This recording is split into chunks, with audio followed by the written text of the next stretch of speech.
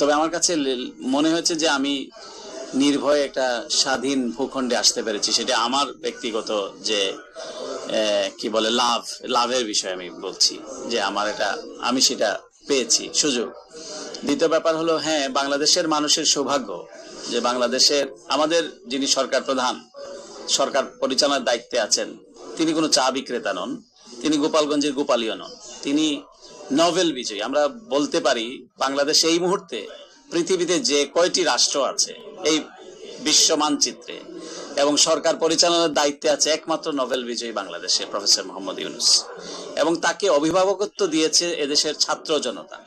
এবং তিনি, আমি যতটুকু তাকে চিনি, তিনি ক্ষমতালোভী মানুষ নন। তিনি একটা ট্রানজিশনের সময় অভিভাবকত্ব গ্রহণ করেছেন, অর্থাৎ একটা ট্রানজিশন চলছে এখানে, একটা ট্রানজিট লাউঞ্জের মতো। উনি একটা ফ্যাসিস্ট স্বৈরাচার পালিয়েছে, এখন একটা ইনক্লুসিভ অংশগ্রহণমূলক নির্বাচনের মধ্য দিয়ে মানুষ তাদের প্রতিনিধি নির্বাচন করবে। এই প্রতিনিধি নির্বাচন করতে গিয়ে যেই সমস্ত, কারণ সব ইনস্টিটিউশন সবগুলো ধ্বংস হয়ে গিয়েছে। আমি দেখেছি কতগুলো সুন্দর, আজকেই দেখলাম জাতির উদ্দেশ্যে ভাষণে তিনি কমিশন, স্পেসিফিক বোধহয় 6টি কমিশন গঠন করেছেন। এটি ভালো দিক। এই সমস্ত আস্তে আস্তে উত্তরণ ঘটছে এবং একটা ইনস্টিটিউশন গুলো বিল্ড আপের দিকে যাচ্ছে এবং এতদিনের যে পুঞ্জীভূত যে জঞ্জাল, সেগুলি কিন্তু খুব সহসাই মিটবে, এটা আশা করা ঠিক না। সেই সঙ্গে প্রফেসর ইউনূস যেমন, তার টিমটি সেরকমই হওয়া উচিত ডেলিভারির ক্ষেত্রে, বলার ক্ষেত্রে ফার্ম।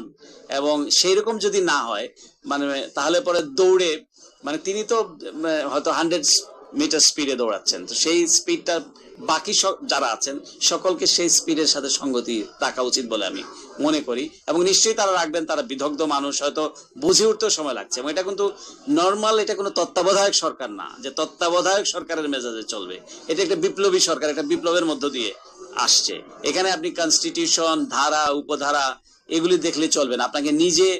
আপনাকে আইনের বিনির্মাণ করতে হবে এবং সেটাকে লেজিটিমাইজ করতে হবে এবং সেইভাবেই কিন্তু দেশ পরিচালনা করতে হবে। তবে এখনো ঘাপটি মেরা খোলস বদল, মানে যারা হয়, যেটা আমরা দেখেছি খুব তড়িৎ, কিন্তু কিছু মানুষ খোলস বদল করে ফেলেছে, জার্সি বদল করে ফেলেছে এবং এরা কিন্তু ঢুকে গিয়েছে।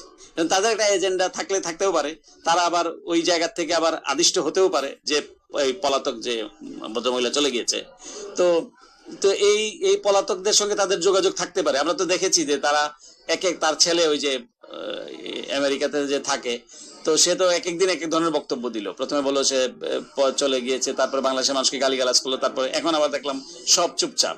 তবে আমি স্পেসিফিকলি বলতে পারি যে যেটা আমি ভারতের পলিটিশিয়ানদের বা যাদের সঙ্গে বন্ধু বান্ধবের সঙ্গে আমাদের কথা, তাদেরকে আমার বলা হয়েছে, আমি স্পেসিফিকলি রাহুল গান্ধীকে বলেছি।